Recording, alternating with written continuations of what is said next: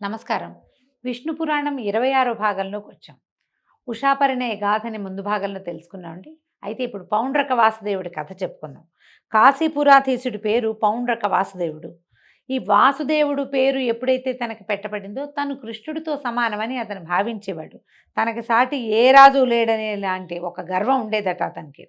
తన పేరుకు తగినట్టు వాసుదేవ నామధేయానికి పైగా ఏమిటంటే పరవాసుదేవ తత్వం ఒకటి ఉంది, భగవతత్వం. విష్ణుమూర్తిని వాసుదేవుడు అంటే కృష్ణుడనే చెప్పుకోవడానికి వీల్లేదు. దాని పేరే అది. అంటే ప్రపంచంలో ఉన్న ప్రతి ప్రాణిని రక్షించగలిగిన వాడు వాసుదేవుడు అంటే. ఆ వాసుదేవుడి నామధేయం ఉండటం వల్ల ఎట్లా పరవాసుదేవ తత్వంలో శంఖచక్ర గదాధరుడుగా ఆయన గదాధారిగా ఉంటాడో అలాగా తను కూడా శంఖచక్రాలు కల్పించుకుని పరిపాలన చేస్తూ ఉండేవాడట. అతని లక్షణాలు చూసి చుట్టుపక్కల రాజులంతా హేళనగా మాట్లాడుకునేవాళ్ళు. కానీ వీడికి ఏమనిపించింది, వీడేం కృష్ణుడురా అలా మాట్లాడేవాళ్ళు. ఇప్పుడేమిటి కృష్ణుడు ఎక్కువ నేను తక్కువ? కృష్ణుడు కూడా నాలాగానే మానవ గర్భంలో జన్మించాడు కదా, అందుకని కృష్ణుడి మీద ఒక పగ కలిగింది. ఇప్పుడు ఇది అండి, దీనికి ఒక ప్రత్యేకమైన విషయం చెప్పుకోవాలి మనం. కలి సమీపానికి వచ్చేసేసరికల్లా కలిపురుష లక్షణం ఏంటంటే భగవంతుని మీద పగే కలిపురుష లక్షణం. సర్వసమృద్ధి కలిగినటువంటి ప్రపంచాన్ని ఎవరు నిర్మించారో అతనిని ధిక్కరించటమే కలి యొక్క లక్షణం. ఈ కలికి ముందు భాగాల్లో ఉన్న వ్యక్తుల్లో కూడా ఇలాంటి లక్షణాలు కొన్ని కనపడ్డాయి. అయితే ఎక్కువ మంది లేరు. అలాంటి వాళ్ళు ప్రత్యేకంగా పేర్లతోటి చెప్పదగిన వాళ్ళు మాత్రమే ఉన్నారనమాట. వాళ్ళలో శ్రీకృష్ణుడికి సంబంధించిన వాళ్ళు, భగవంతునితో కలిసి జన్మించిన వాళ్ళు, ఆ కాలంలో జన్మించిన వాళ్ళు, సమకాలీనులు కూడా కొంతమంది ఉన్నారు. కృష్ణుడిని ధిక్కరించిన వాళ్ళు, ప్రశ్నించిన వాళ్ళు ఉన్నారు కదా. మన మహాభారతంలో, భాగవతంలో ఆ కథలు చెప్పుకుంటాం. ఇప్పుడు ఇంతకుముందు కూడా మనం చూసాం కొన్ని కథలు. ఈ పౌండ్రక వాసుదేవుడికి కృష్ణుడి మీదే పగ. అయితే అన్ని విధాలా తమకి వసుడై ఉండాలని చెప్పవలసిన మాటలు చెప్పి ఒక దూతని కృష్ణుడి దగ్గరికి పంపించాడు. ఏంటి, నువ్వు నీ గొప్ప ఏం లేదు, నువ్వు ఇంకా శంఖాన్ని చక్రాన్ని పిలిస్తే వస్తాయి, చక్రాన్ని పిలవాలి నువ్వు, నా దగ్గర అవి రెడీగా ఉన్నాయి అని ఇలాంటి కొన్ని మాటలు చెప్పి నువ్వు నాకు వసుడుగా ఉండు అని ఉత్తరం రాయించి పంపించాడు.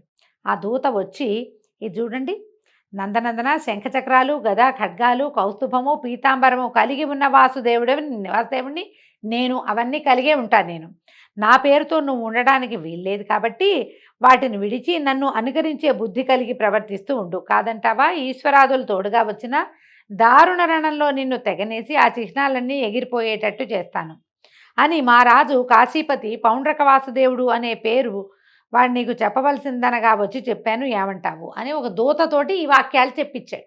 పౌండ్రక వాసుదేవుడు అనే నేను, నాకు ఇవన్నీ ఉన్నాయి, ఇవన్నీ నావి, నువ్వు నన్ను అనుసరిస్తున్నావు, నువ్వు నన్ను అనుకరించద్దు, నన్ను మోకరి చేయొద్దు అన్నట్టుగా చెప్పాడు. చెప్పేసరికల్లా కృష్ణుడు ఏమన్నాడంటే, అలాగే ఏదో దారుణ రణం చేస్తామంటున్నారు కదా, అదేమిటో చేసి చూసి చేస్తాను, చూసాక ప్రాణాలు విడవాల్సి వచ్చాననుకో, ఒకవేళ నేను దొరికిపోయాను అనుకో, నేను ఓడిపోయాను అనుకో, అప్పుడే ఈ చిహ్నాలు విడిచేస్తా, అప్పుడే నేను ఈ పసుపచ్చటి బట్ట కట్టుకోవటం మానేస్తాను, ఈ మకర కుండలాదులు అవి ధరించడం మానేస్తా, ఈ శంఖం చక్రం కూడా అప్పుడే విడిచిపెడతాను, కౌస్తుభమణిని కూడా నేను ధరించను, అప్పుడే మానేస్తా. యుద్ధం అన్నారు కదా, ఏదో దారుణ రణం, దానికి రండి, ఆ సంగతి చూస్తానన్నాడు. అనేసరికల్లా వెతకపోయిన తీగ కాళ్ళకి తగిలినట్టుగా మీ రాజు సమాచారం నేనే చూడాలనుకుంటాను, ఏదో కారణం ఉండాలి, పోట్లాడికి ఒట్టి పుణ్యానికి ఎట్లా యుద్ధం చేస్తాము, కారణం ఉండాలి. తను ఎటాగో ముందుకొచ్చాడు, ఉత్తరం కూడా పంపించి దూతను పంపాడు కాబట్టి తప్పకుండా ఎదిరించాల్సిందే, పోయి చెప్పు, ఎల్లుండి వచ్చి ఏం చెయ్యాలో నేను ఈ సంగతి అది చేస్తానన్నాడు. కృష్ణుడి మాటలు విని ఆ దూత వెళ్ళి తన రాజుకి కృష్ణుడు ఏం చెప్పాడో, శ్రీకృష్ణుడు ఇట్లా ఇట్లా చెప్పాడని చెప్పాక కృష్ణుడు, బలభద్రుడు, సాత్యకి ప్రముఖ యాదవ వీరులను ద్వారకకు కాపర్లుగా ఉంచి చక్రాధ్యాయుధ పాణి అయి గరుడ వాహనుడై కాశీనగరానికి వెళ్ళాడట. లోకభీకరమైన పాంచజన్యాన్ని పూరించాడు. ఆ శబ్దం వింటే సగం మంది ప్రాణాలు వదిలిపెడతారట. ఆ ధ్వని విని పౌండ్రుడు తన సైనిక భటులను కృష్ణునిపైకి పంపగా వాళ్ళు కృష్ణుని మీద వివిధాయుధాలు ప్రయోగం చేశారట. కృష్ణుడు రోషభీషణాకారుడై తన ఆయుధాలను సముచితాస్త్ర ప్రయోగంతో ఎగరగొట్టే ఆయుధాలన్నింటినీ పౌండ్రుని సైనికుల్ని తెగ నరికేశాడట. తన సేన సర్వనాశనమైందని తెలిసి పౌండ్రక వాసుదేవుడు కోపించి రథారూఢుడై రణరంగానికి వచ్చాడు.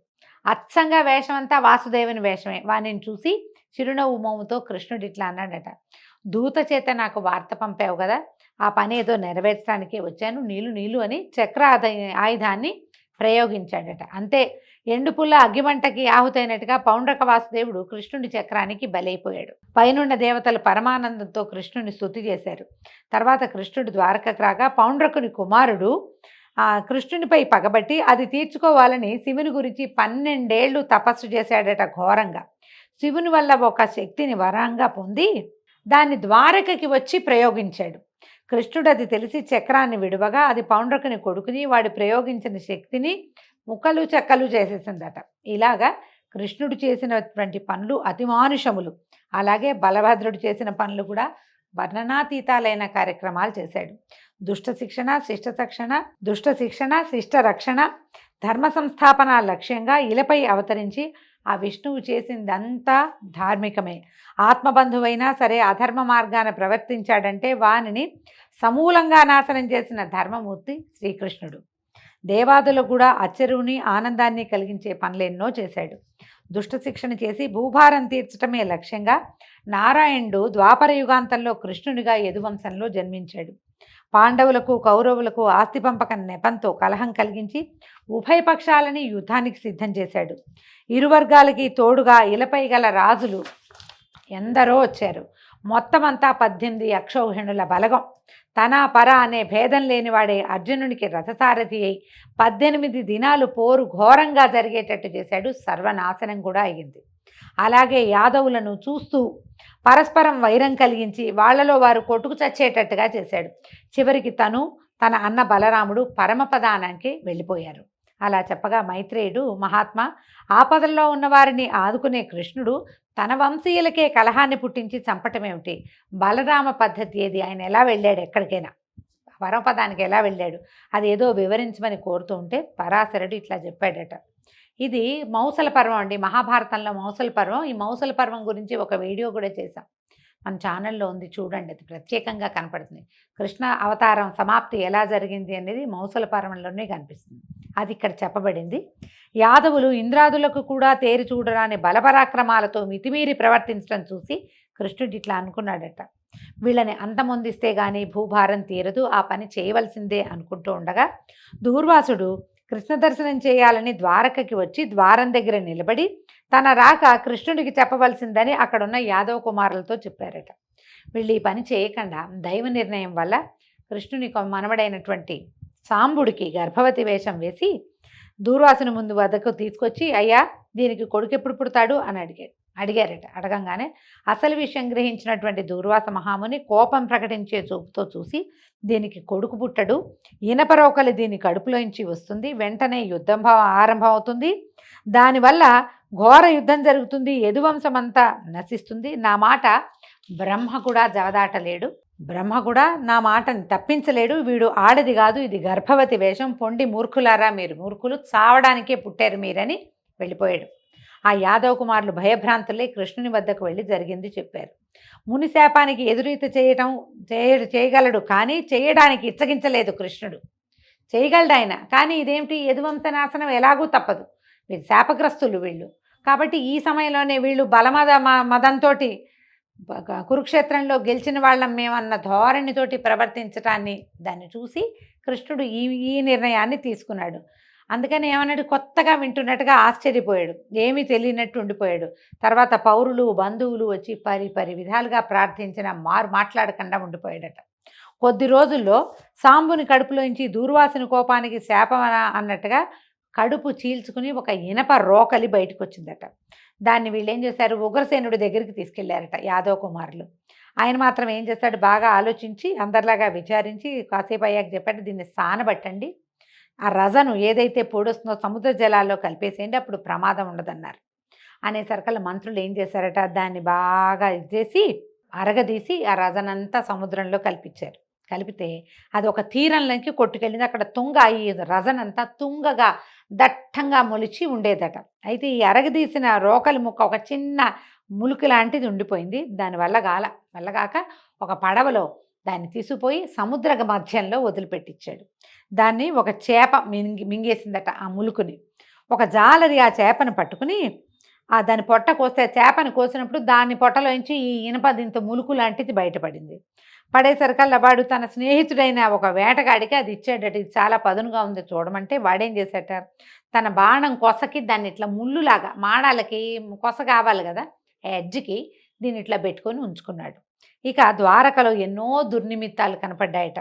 కుక్కలు నక్కలు ఇళ్లల్లోకి వచ్చేయటం, ఇళ్ల మీదకెక్కి అరవటం, కాకులు గుడ్లగూబలు కలిసి ఇళ్లల్లో కూయటం, గబ్బిలాలు ఇళ్లల్లోకి ప్రవేశించటం, పట్టపగలు మింట చుక్కలు కనపడడం, అకాల మేఘాలు, మేఘాల్లోంచి వర్షం, ఈ రక్తపు వర్షం కురవడం, పురవరి వీధిలో క్రూర మృగాలు బయటకు వచ్చేయటం. మనం ఇప్పుడు చిరుత సంచారం అని వింటుంటాం కదా. చిరుత సంచారం ఏంటంటే దుర్నిమిత్తం అట, మంచి సంజ్ఞ కాదు. అవి ఎక్కడ ఉండాలి? అడవుల్లో ఉండాలి. ఊళ్ళల్లోకి వచ్చేయటం మంచిది కాదట. భయంకరంగా కూతలు, గ్రహాలని వక్రగతిన సంచరించడం, పట్టపగలే కనిపిస్తూ ఉండటం, ఆవిరితోటి అగ్గి మంటలు వచ్చేస్తూ ఉండటం, ఇవన్నీ యదువంశం వినాశం కాబోతోంది అనే దానికి సూచనగా కనపడేవి. అయితే ఒకనాడు ఉద్ధవుడు వచ్చి కృష్ణుడి దగ్గరకు వచ్చాడట. కృష్ణ, నీకు తెలియంది కాదు, ద్వారకలో దుర్నిమిత్తాలు కనపడుతున్నాయి. మరి నీ పుత్రమిత్రాదుల సంరక్షణ ఏమిటి?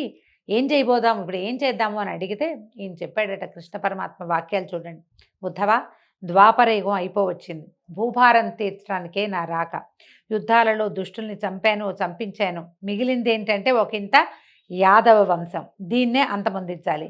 చేజేతులా నేనది చేయటం లోకధర్మానికి విరుద్ధమని తంత్రం వేశాను. అదే మునిశాపం. నేనది మళ్ళించగలను, కానీ వీళ్ళంతా గతి తప్పి ఉన్నారు. వీళ్ళంతా సద్గతి పొందాలి వీళ్ళు. అందుకని ఇక నీ మాట ఏంటంటే, నువ్వు నన్ను మనసులో ధ్యానిస్తూ ఉండు, నీకు ముక్తిని కలిగిస్తాను. నేను కూడా ఈ నరరూపాన్ని, మానవ రూపాన్ని విడిచి దివ్యపదానికి వెళ్ళిపోతాను. తర్వాత ఈ ద్వారక సముద్ర జలాల్లో కలిసిపోతుంది. ఈ వాక్యాలు పరమ రహస్యాలు మనసులో పెట్టుకో, వెళ్ళు. నువ్వు మాత్రం నా నామధ్యానం చేసుకుంటూ ఉండని ఉద్ధవుడిని పంపేశాడు. ఉద్ధవుడు ఏం చేశాడట, గంధమాదన పర్వతానికి వెళ్ళి బదరికాశ్రమంలో నరనారాయణులు ఏ స్థానంలో తపస్సు చేశారో అక్కడే తపస్సు చేసుకోవటం మొదలుపెట్టాడట. ఒకనాడు దేవదూత అమరావతి నుంచి కృష్ణుడిని దర్శనానికి వచ్చి ఇంద్రుడి మాటగా ఏకాంతంలో చెప్పాడట. దేవా, నువ్వు మహాత్ముడివి, భూభారాన్ని తీర్చడానికి మానవుడిపై ఇల మీద జన్మించావు. తర్వాత వాళ్ళకి మానవులకి కలహాలు కలిగించి యుద్ధాలు మహోద్ధతంగా చేసావు. ఆడవాళ్ళు తప్ప మగ పురుగులు లేకుండా చేసేసావు. ఇక మిగిలిన వాళ్ళు మీ యాదవులు, వీళ్ళను కూడా అంతమొందించి ఇక నువ్వు పరమపదానికి చేరవలసిందిగా కోరుతున్నాను. కాలగమనాన్ని లెక్కించాలి. నువ్వు 100 ఏళ్లకి మించి భూమి మీద ఉండటం భావ్యమా అంటే 100 ఏళ్ళు లేవు కృష్ణుడికి అని చెప్తోందండి పురాణం. కొంచెము మన మహాభారతం లెక్కల ప్రకారం కాస్త అటు ఇటుగా లెక్క పెడితే ఒక 130 సంవత్సరాలు అలా ఉన్నట్టు కనిపిస్తుంది. మరి ఈయన 100 ఏళ్లకి మించి ఉండద్దు అని ఈ విష్ణు పురాణంలో చెప్పబడింది. ఇట్లా ఈ మాటలు వినిపించిన ఆ దూతను చూసి ఇంకా 7 రోజుల్లో యాదవ వంశనాశనం అవుతుంది, అది కాగానే పరమపదానికి చేరిపోతానని ఇంద్రుడికి చెప్పు అని దూతని పంపేశాడు. పంపేసి వాడిపోయి ఇంద్రుడికి తెలియజేశాడట. తర్వాత యాదవులు విష్ణుమాయా ప్రేరితులై ప్రభాస తీర్థంలో స్నానం చేసి మహోత్సవం పేరుతోటి మద్యం తాగి మత్తెక్కి మాటకి మాట మీరి బాహాబాహి కచాకచి ముష్టాముష్టి పోరాడటమే కాకుండా అస్త్రశస్త్ర ప్రయోగం చేసి దానితో చాలక కత్తులతో పోరాడుకుని అది సరిపోక సముద్రం ఒడ్డున ఉన్న తుంగ తీసి దాంతో బాదుకోవటమే కృష్ణ మాయ వల్లే ఇది జరిగిందట.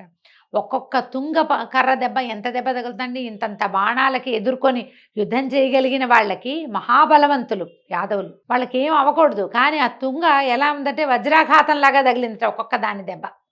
అందరూ ఒకళ్ళ తర్వాత ఒకళ్ళు మరణించారు. శంఖచక్ర గదా చార్గాలు కృష్ణునికి ప్రదక్షిణంగా తిరిగి వైకుంఠానికి వెళ్ళిపోయాయి. తర్వాత కృష్ణుడు అన్నతోటి రథం ఎక్కాడట. దారుకుడు అల్లనల్లన రథం నడిపించి సముద్ర తీరానికి చేర్చాడు. బలరాముడు ఒకించుకు అలసినట్లు అనిపించి ఓ చెట్టు కిందకి కూర్చున్నాడట. చెట్టు కింద కూర్చుని అలా అలసటగా ఉందని కళ్ళు మూసుకున్నాడు. అంతే, అంతలో ఆయన ముఖం నుంచి శేషుడు నిజస్వరూపంతో అవతరించి సముద్ర జలాల్లోకి ప్రవేశించాడు. సముద్రుడు సముచిత రీతిని ఉపచారం చేశాడు. వాసుకి మొదలైన నాగపతులు వచ్చి స్వాగతం పలికారు. శేషుడు వారందరినీ ఆదరంతో చూసి వారితో కలిసి అమరలోకానికి వెళ్ళిపోయాడు. అప్పుడు కృష్ణుడు దారుకుణ్ణి చూసి, దారుక, నువ్వు ఇక ద్వారకకి వెళ్ళు, నేను మరి నగర ప్రవేశం చెయ్యను, పైలోకానికి నేను వెళ్ళిపోతాను. నువ్వు వెళ్ళి ఉగ్రసేనుడు ఇంకా ఉన్నవాళ్ళు అక్కడ ఎవరుంటే వాళ్ళు వినేలాగా చెప్పమన్నాడు. ఉగ్రసేనుడు వృద్ధుడే, వసుదేవుడు వృద్ధుడే అండి. వాళ్ళంతా పెద్దవాళ్ళు అయిపోయారు, యువకులంతా చనిపోయారు. నువ్వు ఇప్పుడు ఉగ్రసేనుడు, స్త్రీలు, ఇంకా బాలురు కొంతమంది మిగిలారు, చిన్నపిల్లలు, వాళ్ళందరూ వినేలాగా యాదవులు కొట్టుకు చావటం, బలభద్రుడి నిష్క్రమణ, నా పరమపద ప్రాప్తి వివరించు. నువ్వు ద్వారకకి వెళ్ళి గనక ఈ విషయం అంతా చెప్తే అర్జునుడు వచ్చి మా స్త్రీలను తీసుకెళ్తాడు. అతను వెళ్ళగానే ద్వారక సముద్రంలో కలిసిపోతుంది.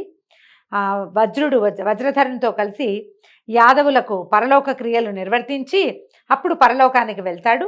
ఇక నీవు నాపై ఎంతో భక్తి కలిగిన వాడివి కాబట్టి నీకు పరమపదాన్ని ప్రసాదిస్తున్నాను అని చెప్పి దారుకుడు, ఈ దారుక పేరు మాయాబజార్ లాంటి సినిమాల్లో కనపడుతుందండి. ఆయన యొక్క రథసారథి. చివరి వార్త కృష్ణుడు లేడన్న వార్తని కూడా అర్జునుడికి తెలియచేసింది ఈ దారుకుడే. చివరి వార్త కూడా అతనే చెప్పాడు. ఈయన పునః పదే పదే ప్రణామాలు చేసి దండాలు పెట్టి ద్వారకకి వెళ్ళిపోయాడు. ఈయన ఏం చేశాడట, దారుకుడిని పంపించి కృష్ణుడు ఒక చెట్టు కింద యోగాసన పద్ధతిలో కూర్చున్నాడు. అలా కూర్చున్నాడు. ఒక కాలు మడిచి పొడుగ్గా పడుకున్నాడు. ఓ కాలు మడిచి రెండో మోకాలు మీద వేసుకున్నాడట. ఇలా కొన్ని గాథల్లో చెప్పడుతండి. కాలు మీద కాలు వేసుకుని ఇట్లా పడుకున్నాడు అని, పాదాలు పొడుగ్గా చాపి ఓ పాదాన్ని రెండో పాదం నిలబడి ఉంటే కనుక వ్యత్యస్త పాదారవిందుడుగా చెప్తారు కృష్ణ పరమాత్మని. ఆయన నిలబడి ఫ్లూటు అవి వాయించాలంటే రెండు కాళ్ళ మీద ఇట్లా నుంచోకుండా పాదం ఇలా వేసి నుంచుంటాడు. వ్యత్యస్త పాదారవింద అన్న పాటలు కూడా ఉండేవి. అట్లా నిలబడి ఉన్నవాడు అలాగే పడుకున్నాడు. పాదం మీద పాదం వేసుకున్నాడట. వేసుకుంటే ఇంతలో జడుడు అనే మ్లేచ్చుడు అక్కడికి వేటకు వచ్చి కృష్ణుని పద్ధతిని చూసి ఆ పాదం ఉన్న దాన్ని ఆ దూరం నుంచి చూసేసరికల్లా ఎర్రటి పాదము, అవి దూరానికి అతనికి ఒక లేడి పొలకువలాగా అనిపించింది అనమాట. ఈ పాదాల్లో ఉన్న రేఖలు అవి దూరానికి అది చెట్ల మధ్య నుంచి ఒక లేడి తాలూకు కన్నుగా అలా కనపడేసరికి మృగమని భావించి భ్రాంతిపడి మీదగా బాణాన్ని ప్రయోగించాడు. ఈయన పడుకునున్నాడు కదా, నిద్రలో మనకు కూడా కొంత వయసు వచ్చాక వేళ్ళు అవి కదులుతాయండి. ఈయనకి బొటన వేలు కాస్త కదులుతోందట. అది మృగం తాలూకు చెవి. ఆ పాదాల్లో కనపడుతున్నటువంటి రేఖలేమో మృగం తాలూకు కన్ను. మృగం అంటే జంతువు అని కాదండి, లేడిని మృగం అంట. అందుకని మృగనయని అంటారు. అంటే పెద్ద పెద్ద లేడి కళ్ళ వంటి కళ్ళు కలిగిన స్త్రీ అని. ఈ లేడి దాని పేరే మృగం. కింద రేఖలేమో నేత్రంలాగాను, ఆ బొటన వేలు కదులుతున్నదేమో దాని చెవి యొక్క కదలికగాను భ్రమపడి బాణాన్ని వేసేసాడు. వేసేసరికల్లా ఇంకేముంది, శంఖచక్ర శార్గ గదాధారుడు, శ్రీవత్సలాంఛనుడు, పీతాంబరుడు శ్రీకృష్ణుడు ఆయన కనపడేసరికల్లా భయంతో దుఃఖంతో భగవంతుడిని కొట్టానన్న ఆర్తితో వాడు కదిలిపోయి దుఃఖించాడు. దుఃఖించి ఏం చేశాడు, పాదాల దగ్గర పట్టుకున్నాడట. వంగి నమస్కరిస్తే వాడి భక్తికి ప్రసన్నుడై పరమపద నివాసాన్ని అనుగ్రహించాడట. వెంటనే దివ్యపురుషులు వచ్చి ఆ కిరాతుడిని తీసుకుపోయాడు. ఒకంతసేపటికి గరుత్మంతుడు రాగా శ్రీకృష్ణుడు యోగాసనాన్ని చాలించి గరుడ వాహనుడై సురల అభినందనలకు ఆనందిస్తూ స్వస్థలానికి వెళ్ళిపోయాడు. ఎప్పుడైతే ఈ దెబ్బ తగిలిందో, తగిలిన వెంటనే కృష్ణుడు వెళ్ళలేదు. పరిగెత్తుకొచ్చినటువంటి కిరాతుణ్ణి అనుగ్రహించిన తర్వాతే ఆయన పరమపదానికి వెళ్ళాడని విష్ణు పురాణంలో చెప్పబడుతుంది. దారుకుడు నగరంలోకి ప్రవేశించి వసుదేవునకు, ఉగ్రసేనునికి, పౌరులకి అందరికీ చెప్పాడు. యాదవుల మృతి, బలరాముని గమనము, శ్రీకృష్ణుని స్వస్థానగతి విని వారంతా ఎంతో చింతకి లోనై ఉండగా ఆ సమయంలో కృష్ణుడిని చూడాలనే కోరికతోటి అర్జునుడు వచ్చాడు. దారుకుడు ఈ మొదల జరిగినవన్నీ చెప్పగా అతను మిగులు దుఃఖించి సేన వసుదేవులతో కలిసి బలభద్ర వాసుదేవుల కళేబరాలు చూసి మనసులో అనుకున్నాడట, సృష్టి స్థితిలయాలకు కర్త అయిన వాసుదేవుడు సముద్ర తీరాన ఏకాకిగా ఎవరూ తోడు లేకుండా ఒక కిరాతుని బాణాలకి గురై ప్రాణం విడిచాడా అకట అని ఎంతో విచారించాడట.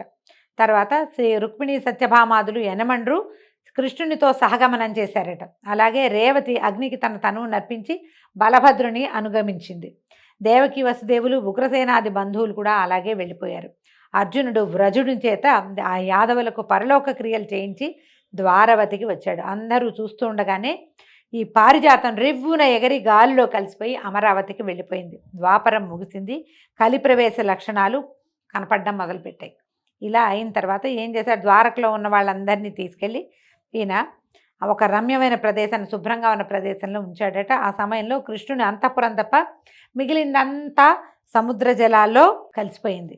అయితే వాసుదేవుడు భక్తవత్సలుడు గనక అక్కడ ప్రత్యక్షంగా స్వరూపంలో ఉంటాడట. ద్వారకలో ఆయన నడిచాడు, తిరిగాడు, అక్కడే పడుకున్నాడు. అక్కడే ఎన్నో రకాలమైన ఎంతోమందికి ఆశ్రయం ఇచ్చాడు, రక్షణ ఇచ్చాడు, ఎంతమందినో కాపాడాడు, కరుణించాడు, కోరిన కోరికలు తీర్చాడు.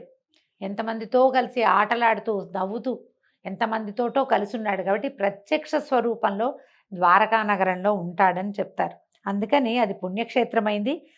విష్ణువు యొక్క విహారస్థలం గనక పాపనాశనము, సకల సుఖ సంస్థానము అయింది. సకల ధనధాన్య సమృద్ధితో కళకళలాడుతూ ఉంటుంది ఆ క్షేత్రం.